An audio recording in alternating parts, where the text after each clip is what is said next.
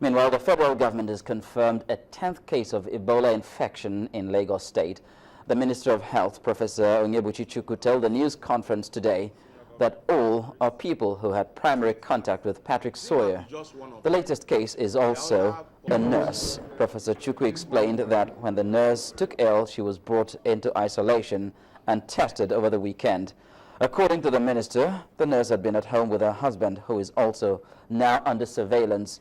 Professor Chukwu says so far a total of 177 primary and secondary contacts of the index case have been placed under surveillance. He adds that 1.9 billion naira has been approved to contain the spread of the disease in the country. It has been 22 days since EVD first landed in Nigeria. As of today, 177 primary and secondary contacts of the index case have been placed under surveillance or isolation. 9 developed Ebola virus disease, bringing the total number of cases in Nigeria to 10.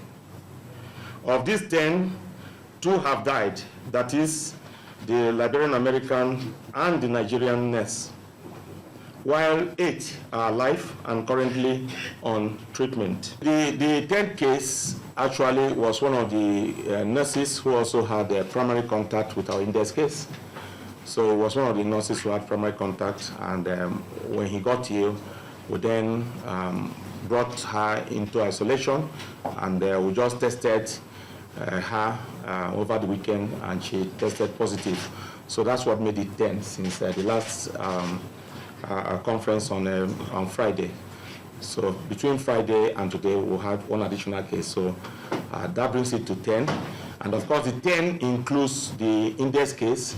It also includes the nurse, the only Nigerian so far who has died from the disease.